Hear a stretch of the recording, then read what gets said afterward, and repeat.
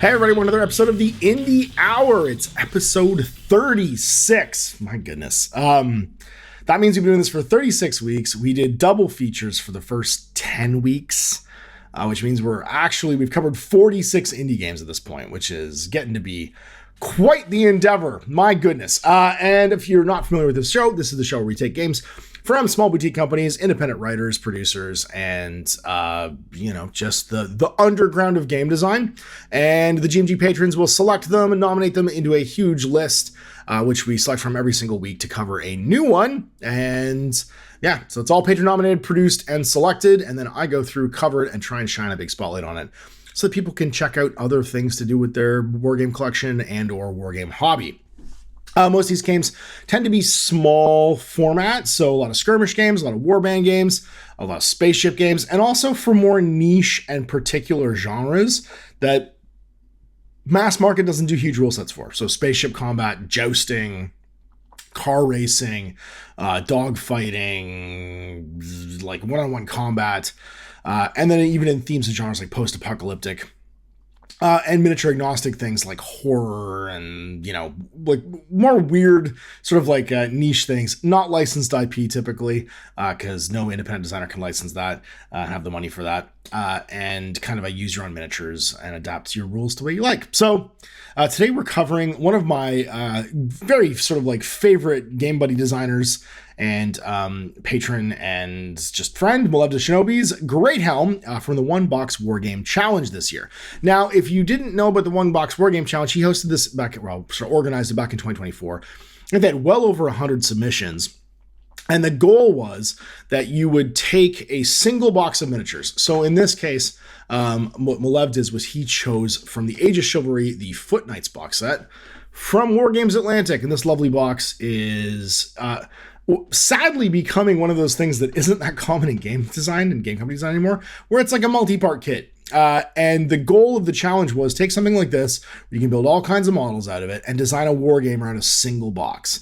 So if you can only pick one box, you got to write rules to support sort of like the theme of the box, whatever it's going to do, and play a game out of it. He actually did several games, but this one, GREATHELM, is his current project, and he's moving to fully publish it in like a hardcover, like printed format. Actually, I shouldn't say hardcover because I can't remember if it's gonna be hardcover or not, but at least a printed format. With a bunch of additional like goals and stuff. So if you want to get in on the playtesting and stuff, you can join Malev's Patreon, because this is of course what we do here. All of us independent creative types, we just kind of share around our people and try and keep the money inside the indie ecosystem. And there is a free copy of like a playtesting copy as well that you can get access to. You just got to DM Malev. But he's got the full sort of like assets and stuff on here as well. So if you didn't notice the art behind me, one of the great things that's happening in this project is that Malev's got my other friend Sean Sutter doing the illustration and the artistic design. He even made some cool gaming aids. So if you want to check out these, he did some like for playtesting purposes and stuff, and they'll probably be available as like printable assets too. He did a cool set of like actual like cardboard, print and play tokens, and even a game mat, which is really cool. Check this thing out. This is a fully drawn and illustrated by Sean game mat. And I've heard some rumors, some little birds whispering that there might be a neoprene version of this at some point in the future. So if you've got a hankering for what would be the inspirations for this to be, probably something like The Last Duel. If you haven't seen that, brutal one-on-one night combat between what's his name? Kylo Ren and Matt Damon. Or what's the other one? The Last Duel. There was another one recently that was like this. Anytime you see like knightly combat, basically, Kingdom of Heaven's another great example. Dudes in full suits of armor bashing on each other with swords. That's the goal of this game. And so that's kind of what has informed and inspired the design. So what we're looking at today is going to be the prototype rulebook still. So this isn't a final version, but obviously this is close to, as he's getting ready to do a crowdfund to actually get this thing into production. Now, this is a beautiful cover done by Sean. And you can see this is the playtest version here. Malev, of course, credited, but we've got the idea here is the camera is zoomed in on the action. So this cover even kind of informs that, but the game itself, the novel part about it, takes place on a single piece of paper, 8.5 by 11. The camera sort of being focused on this like laser sort of like important battle between this elite group of knights in the fight. And that's sort of the full theme here. So you can see some credits. Obviously, Malev did the creation and design. Game development was helped out by Sean Sutter. Cover and illustration by Sean. And then the title done by John DeCampos. And then, of course, everything else TBD because he still got to finish that up for the playtesting getting done. So let's talk about, and of course, the playtest copy, so I'm going to skip that part, but the introduction. GREATHELM is a tabletop miniature agnostic skirmish game played with dice and hand-painted miniatures. Each miniature represents a knight, a heroic, heavily armored warrior ready for combat. It can be played on a tiny little play area, obviously, for 8.5 by 11 US letter, and you have these little trackers for all your dice. The scene, the play area, represents a zoomed-in view of the battlefield, where the most important action is taking place, so very like cinematic kind of movie style. And in game turns, the player is referred to as a scene. Scenarios can feature several scenes, so you might actually play through from one scene to another. And what's cool about this is this kind of harkens back to his games like Demon Ship, where you clear a room and you have to kind of solve the puzzle of a room, and then you generate and move into another room trying to escape the ship from the demons. It was his sort of like Doom video game style game. And this is sort of the same idea, right? Like the knights might be fighting from like, or zooming. The camera even could be zooming from like one scene to another in this pivotal moments in a battle. So what do we need? We need a piece of paper, some dice, about 10 6-sided dice per player. Some of them are going to be used for like activating your dice rolls, and you'll have an activation pool that you'll actually roll and potentially re-roll for what your available actions are for the turn. So there's a bit of RNG that you're going to have to inform your tactics when you're playing the game, which I actually really like. You need 6 knights per player, no more, no less. Tokens, markers for movement, momentum, damage, and other effects. And then measurements, just a measuring gauge marked in inches. You're not getting to anything more than a gauge usually because you're playing on a tiny little table, right? Base sizes, try and keep it compact. You want to be using like 28 to 32 mil miniatures, so whatever comes with your miniature is probably fine. Just as long as you're consistent between both sides of the table, you should be okay. All right, core rules. You've got knights. What refers to a knight or knight? It means the miniatures that you and your opponent control. You all start with 6 knights, but the scenario can change them based upon what's going on. Equipment. They come equipped for battle with arms and armor that modify certain actions. Rules for equipment and armor from the advanced rules later on, so you might have different types of weapons, bows, bill hooks, stuff like that. A damage limit. Values limit B, when a damage knight gets to 3 points of damage, they're removed from the game. And of course, this can change from by scenario. Like you could start more wounded. Armor, you get heavy armor. When knights are dealt damage, you roll a die and reference the result to see how it gets. The protection goes off. We're rolling in the armor table. And then allies and enemies, this differentiates between the 2 sets of knights on the table. All right, game round, initiative round. You're going to roll your big pool of dice for your actions. Battle phase. Your opponents take place spending turns of initiative dice to perform actions with your knights. So now, initiative is always done highest to lowest, so your actions are going to take place based upon your initiative roll, and you actually have the option to like modify dice and stuff too. Courage, you and your opponent test the courage of all of your damaged knights, see if they run away or collapse or die of exhaustion. And the round ends. Once each player phase has been played through, the round's over and the battle goes either on or to a new round. All right, initiative. So initiative phase. You're going to usually start the game rolling 7 dice. The number of dice you roll is always 1 plus the number of knights that you control. So if you start with 6 knights, then you're going to have 7 dice. If you have 3 left, you're going to roll 4 dice. After dice are rolled, organize them into rows of matching numbers, ordering from highest to lowest. And these numbers also represent the actions that you can do. The side with the most 6s has the initiative and will take the first turn. And then initiative ties, you go just down in descending order to whoever has the most of the next highest number. So in the case of this picture here, if both sides had 2 6s and 1 5, but the next one only had 1 4 and the other had 2, the 4s would break the score and they would go first. And advanced rules, there's a momentum mulligan. So in the first turn of the game, you can reroll all of your initiative dice that aren't 6s. On every subsequent turn, you can, after you've rolled your initiative dice, you can roll a single dice for each of the knights that currently has any momentum. So this can change who has the initiative. So you do get the ability to kind of monkey with your dice. In the first game, it's kind of for everybody because you don't have any momentum. You just reroll them all that aren't 6s.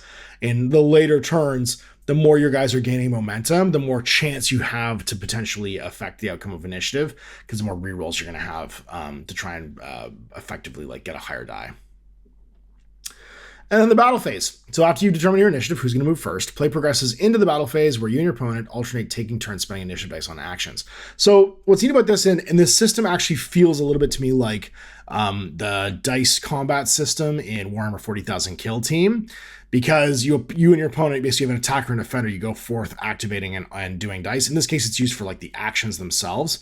In that game, it's to like strike or parry. In this game, it's to perform the action that you've rolled on the table. The player with the initiative begins the round by spending 1 die from the current initiative step and setting it aside. They then choose one of the knights to perform the action associated with that die. After the completed action, play passes to their opponent. Continue alternating actions until all the dice have been spent, and a knight may perform multiple actions in a round or none at all. So a little Infinity-like where you can feed more orders into the same guy if you want. There's no limit in the number of actions a single knight can take. So you can really like blitz forward with somebody, spend a bunch of dice, and then the opponent might maneuver all of his guys during that same turn, depending on like your tactics kind of for the round.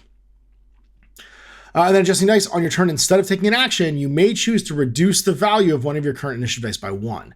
Since each action is linked to a specific initiative step, adjusting the dice could be key to making the opportunity for future actions. So you can kind of stall, right, by reducing values on dice to go later on. But it means your opponent might get the jump on you with a bunch of actions and a bunch of damage. So it's a cool, there's a neat elastic band mechanic right there between doing something earlier than your opponent and potentially being uncontested in that action. And like biding your time and waiting, because then you're going to do maybe a bunch of actions at the end. And also with, well, I've got to take and soak up damage, to see what's going to happen. On your turn, if you have any dice from the current initiative step, you must spend the die to perform the action or adjust that same dice down by 1. If you don't have any dice in that step, you must pass. And then the action list. Okay, so top of the pile here, 6 is going to be charge actions. Move up to 6 and gain 2 momentum. On the first turn, because of the way deployment works, you might get your 6s to get initiative. You might spend those 6s in that first turn, though, to kind of like push down into 5s to do walks instead. Now, you're also going to gain momentum from charges. The walk action, move 4, and you can engage, and you gain a single momentum. Bash, and it's a clash test. You have to be in contact. Success moves the defender up to 3 inches away and loses all momentum. So you can see here, this is a neat piece of game design. The higher the dice roll, the more movement's involved in the action. The lower the dice roll, the more sort of like pensive and savage the action is. So if you look at the bottom there, the heavy attack is the final action of the turn and is a clash test, but is the most potential damage. Whereas the fast attack, only a single damage, and it costs your 2s. So you've got lunge, you can move to 2 inches with a step action. Bash, it's a clash test. Success moves the defender backwards. So basically you're pushing people away and you're like slowing them down, and then everything else is movement based. So these are neat. I do like that the step is on 3. And the top 3 actions aren't all movement based, that there is an actual attack action in the beginning, but that it doesn't do any damage. It just reduces all of your momentum and then pushes you away. Because it's kind of like the running slam, right? And that's it. And then we've got our general rules for movement. So you measure your movement, you move the point you measured from to the point measured from. Get into base contact, that's going to be combat to perform certain actions. The bash action, knights may have grappled, shoved, or otherwise forced to move against their will. Now, what's funny is, if you've ever watched medieval martial arts, this is like the majority of what they do. So I like that this is included in here. It is so hard for them to hurt each other. One of the things they kind of have to do first is disorient and knock each other over. So a lot of what happens in medieval martial arts is this like crowbarring and like pommel striking to get you off balance so they can kind of open a spot to actually hurt each other. And it's horrifying to watch. Like it is a brutal way of fighting. And this is kind of representative of that. And then momentum. As you can see earlier, we gain and lose momentum by doing certain actions, particularly charging and lunging or rushing. And so what does it do? So momentum represents knight's speed, aggression, angle of attack, and footing. And you gain a momentum when you perform an action that grants momentum, and every time you win a clash. So every time you win that fighting attack, you're going to gain a momentum as well, because you kind of have the advantage. And then spending momentum, attacking knights can spend their momentum to gain bonuses during clash tests. When performing an action that requires a clash, and before rolling any dice, you can choose to spend any available momentum. For each momentum you spend, add 1 to the dice roll. Defending knights cannot spend momentum to gain bonuses during clash tests. So only the active player gets to do this. So here's our example. In one, Knight A is attacking Knight B and spends 2 momentum to add 2 to their clash test. So the blue die then gets to add 2. Knight B has 1 momentum, but cannot spend it as the defender. They gain +1 to their roll because of their shield. And then in 3, Knight A rolls a 3 for a total of 5, but only rolled a 1 for a total of 2. And then Knight A wins. So placing your roll dice next to the bonus dice makes it easy to reference the final results of the clash.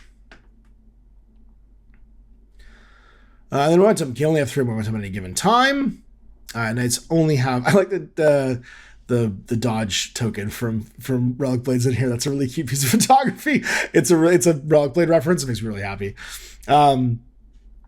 So you only have 3 at the max. You use gems dice or whatever cool tokens you want. And I like that cool token is a Dodge token from Relic Blade. That makes me really happy. Then we have advanced rules, momentum dodge. If you win a clash while using the dodge defense, you may spend momentum to move your knight beyond the standard 1 inch. Each point of momentum adds 1 inch to the movement, and this extra movement happens after the clash is resolved and can end in base contact with the enemy. Advanced rules, courageous momentum. You can spend any and all available movement or momentum on a knight when they're taking a courage test, and they add to the roll, basically. So the more they feel like they have the advantage, the less likely they are to run away. Let's talk about clash. We've referenced them already here in momentum, but we need to actually talk about what they are. So certain actions require clash tests when you attack another knight, typically. It's a roll between you and your opponent to see who wins. The attacker wins the clash by rolling equal or higher than the defender's dice roll. The attacker gains momentum and applies the effects of the action. So a little bit like the Lord of the Rings strategy battle game, where you're looking for highest dice here. The defender wins the clash by rolling higher than the attacker's dice roll, so they lose ties. And they gain momentum and apply the effect of the chosen clash defense. And whenever you basically do a clash, you get to potentially pick one of these things. Knights can improve their clash results by spending things. So each momentum adds +1 to the roll. Each outnumbering ally adds +1 to the roll for either the attacker or defender. Weapon bonuses. Weapons can grant bonuses to clash tests when performing the action and defense. Most common example being shields to give you +1 to your defense rolls. And then item bonuses. Items granted can grant bonuses that are, doing different things. So basically like an item that is designed to defend would give you a bonus to defend, or designed to attack would give you a bonus to attack.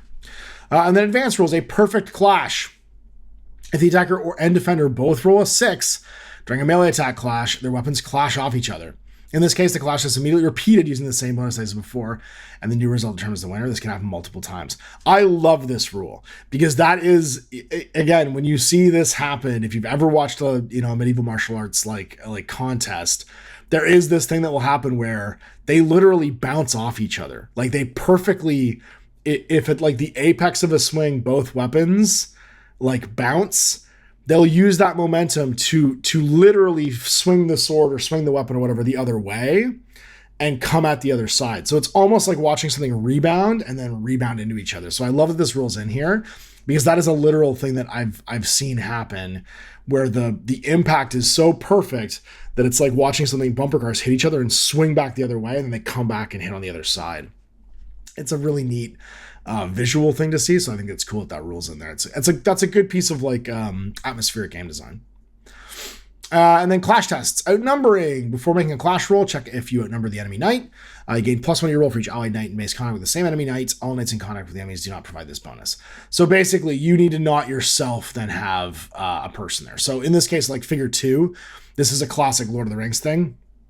If you're supporting, you can't yourself be engaged in order to support. So A is attacking B, C doesn't support in this case because he's already fighting D. So you kind of have to divide your fights into one-on-ones and many-on-ones. And then spears will also provide supporting attacks because they basically count as being in base contact if they're fighting through a friend. And then clash defense, defending in a clash test. So defending knights must choose from the defense list below before dice are rolled.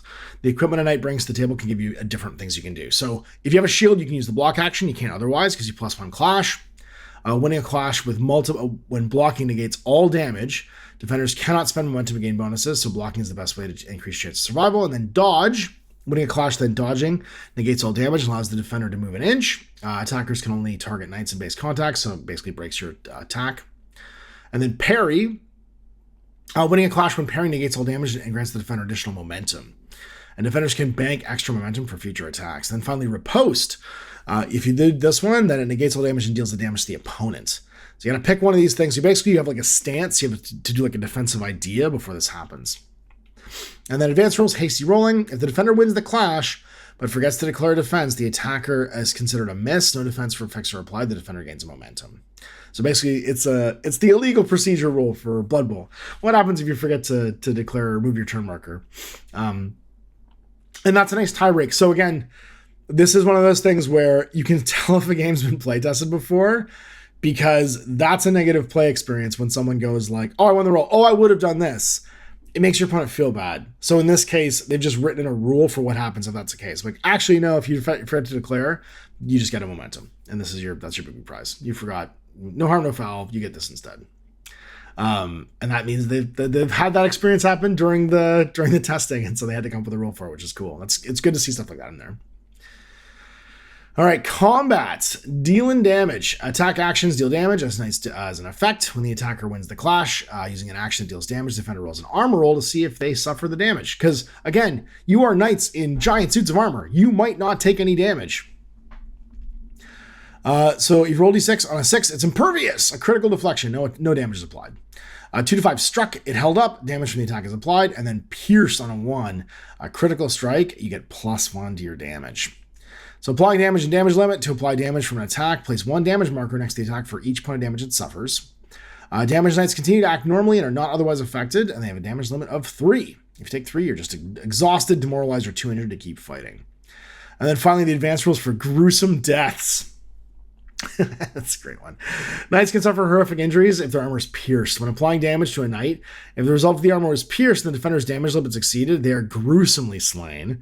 Remove the defender from the battlefield and replace them with a 25 mil gruesome marker. Markers count as knights for movement purposes. Basically, you have to leave a gross corpse there for people to deal with. And it leaves like an obstacle on the table, which I think is cool as hell because they can't get away. Here's our example. So just the order of operations, choose attack actions and spend the initiative dice, choose the attacking knight, choose the defending knight. Attacker chooses to spend momentum, add your weapon bonus, an item bonus, an outnumber bonus, and then the defender chooses the defense. So basically, you're going to know what your attacker has, and you're going to know what the bonuses are going to be before you choose what you want to do. Then you roll your dice simultaneously. Determine the winner. The attacker wins the clash by rolling equal or higher than the defender's roll. If they wins, they gain a momentum, deal a damage, and the defender rolls armor.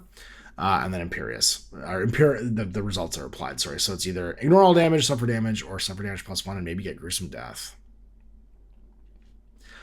And then if you go higher, then you gain momentum, resolve defense, block the damage, dodge, move, ignore damage, move an inch, yada yada. So you apply whatever your choice was at the beginning of the roll. And then the clash is over. All right, courage tests. This is the end of turn stuff.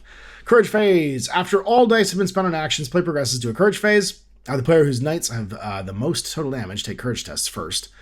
Every damaged knight that is in base contact with an enemy must make a courage test. If 2 players are tied for the most damage, the player with the fewer remaining knights test first. If it's still tied, the defender's scenario will go first. And then taking courage tests, after finding the total difficulty, roll a d6, and you must roll equal to or higher than the difficulty to pass the test. So you have to basically, this is almost like a bottle roll in Necromunda, and obviously it's going to get harder as time goes on, and people are going to be, more scared, basically more damaged and dead their knights become. And then every damaged knight that's in base contact with the enemy also has a test, right? So you might even run away from combat. So then if a knight passes, they remain in the battlefield. If the knight rolls a 6, regardless of modifiers, they remain in the battlefield. You must choose for a knight to fail a courage test if you want, so they can run away. And the courage difficulty test, it's +1 for every allied knight removed from play, +1 for each damage marker on the knight taking the test, and +1 for every allied gruesome marker. So gruesome markers basically can accumulate and make it even scarier because there's dead bodies lying around the table. And then bonuses, these bonuses give knights a better chance of passing their courage tests. For each momentum spent on the roll, for each undamaged allied knight in base contact, and +X from any equipped items, you can have things to make you braver.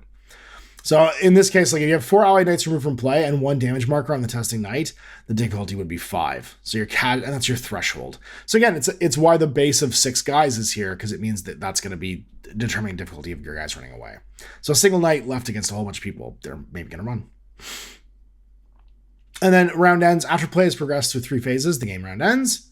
Check to see if the battle ends according to the victory conditions of the scenario. Otherwise, a new round begins with the initiative phase. At the end of the courage test, you may choose to retreat from the field of battle and remove all your knights from the player if you want as well. And that's it. So here's our like round breakdown. Again, quick syllabus. And then we have a basic first game to play.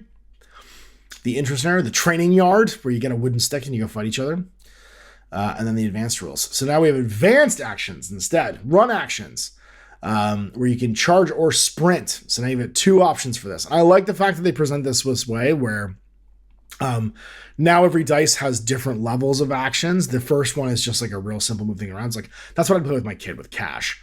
He would like that, like, you know, sort of like simple base game design.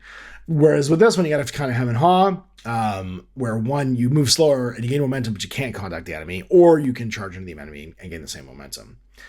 Same thing here. You got engage and encircle instead. You've got bash. You've also got use an item.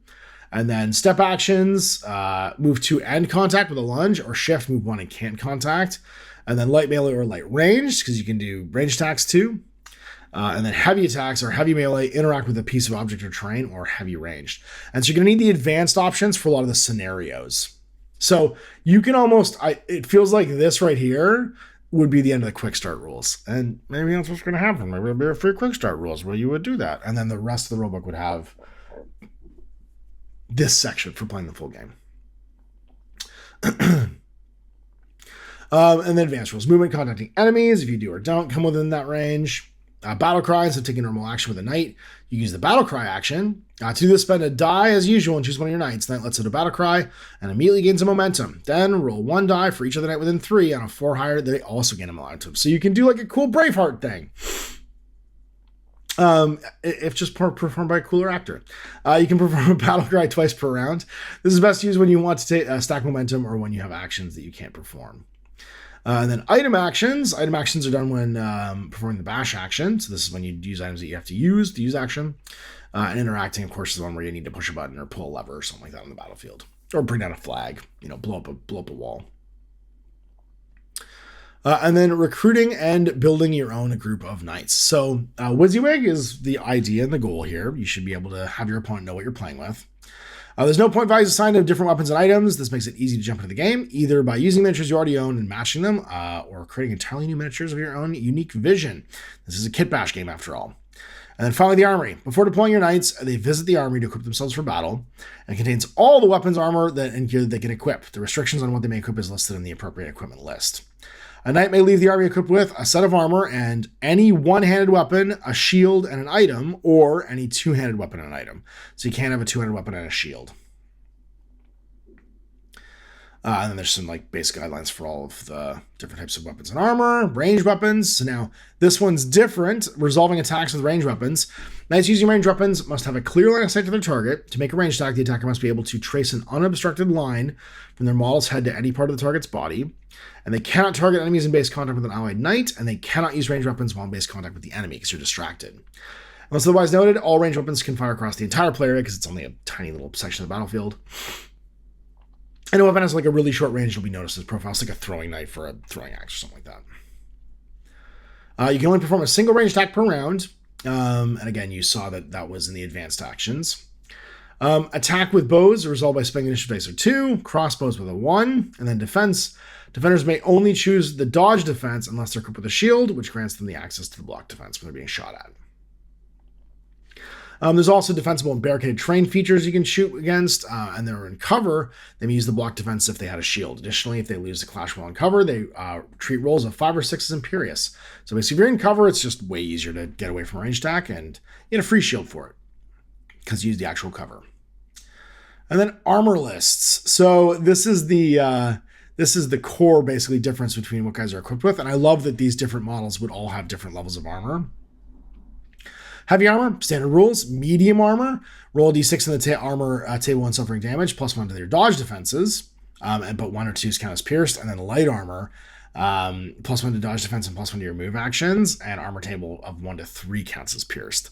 So this is neat because like your padded jackets do not protect you nearly as well as your big armor, and you get to get a bunch of movement bonuses instead, which I think is cool. And we've got different weapons. So arming swords, +1 to light melee attack. Hand axe, cannot riposte, but +1 to heavy melee attacks. Maces or hammers, you get to push people away. but can't riposte. And then Falchion, selective light melee attacks, remove a momentum. Flails, +1 your light melee attack, but you can't riposte, and cannot riposte or parry in defense. Short spears, cannot riposte defense, parry gains only 1 momentum, and then counts as an allied knight during a clash when they're base contact with the attacker. Same rules for shields. Two-handed weapons, you get great axes, long swords, long spears, messiers, war mauls, and polearms, all with their own special abilities. Two-handed range weapons like bows and daggers and crossbows and daggers.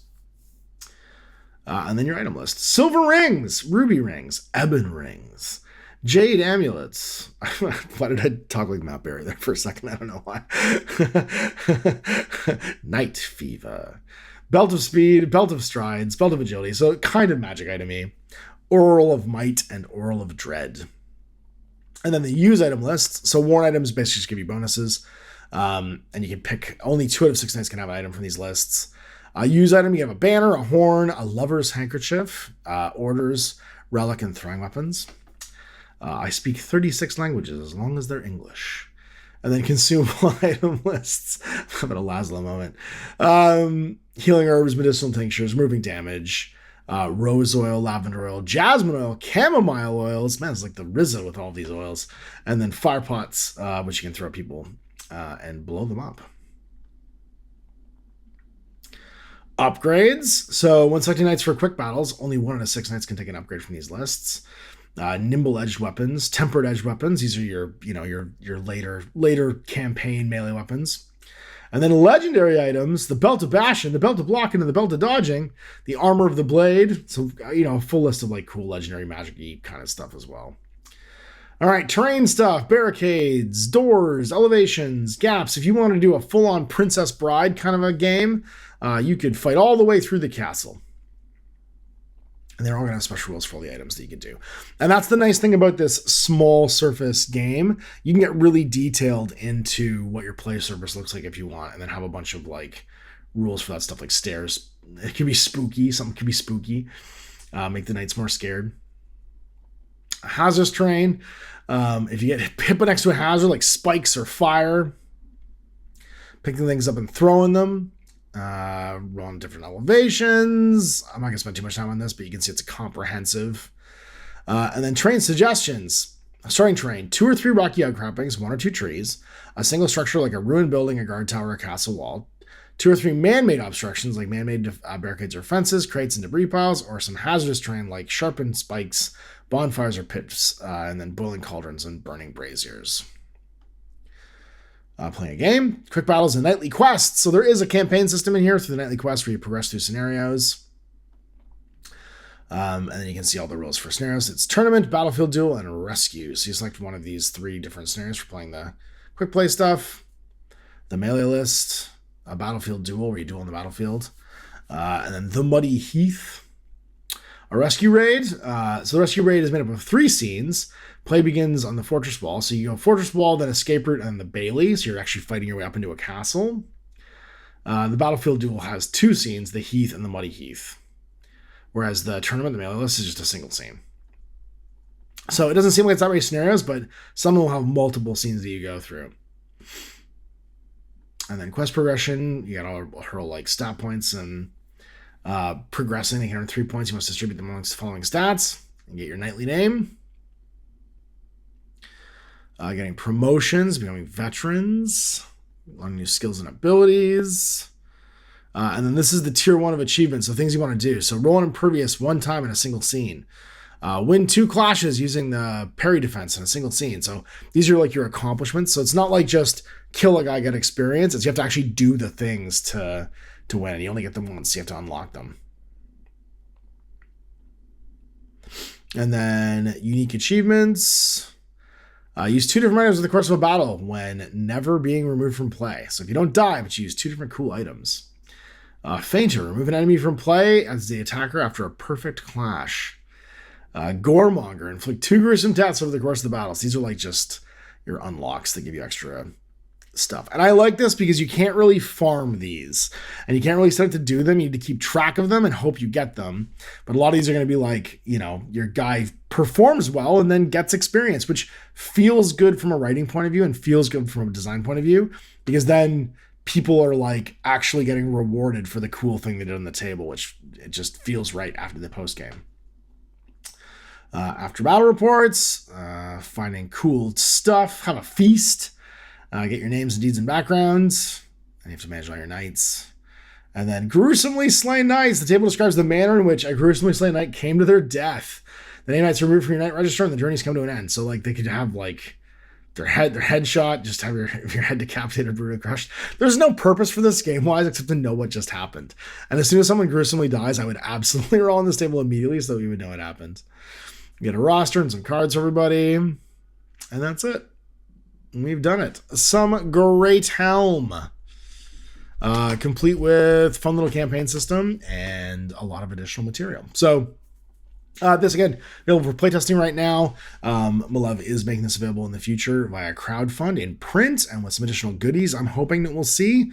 And this is kind of what the One Box Wargame Challenge is about. And I think the next one's probably starting relatively soon. I actually don't know.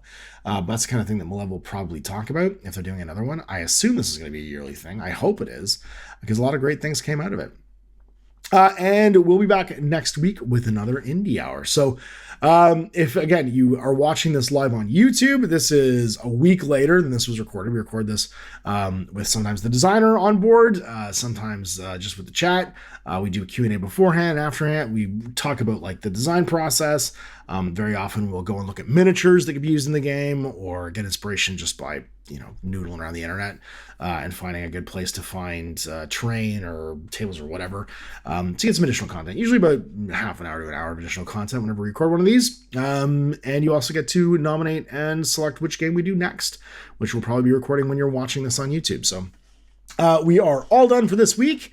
And yeah, go give Malev some love and support. Obviously, he's very excited about this being in print. This is his first time, I think, solo doing this and doing all the work himself and getting it into production land. So this is a big endeavor for him. And you can check him out again at Malev de Shinobi on the Patreons. And if you are one of my GMG patrons, thank you so much. Obviously, this is only possible because of you guys. And we'll be back next week with another Indie Hour.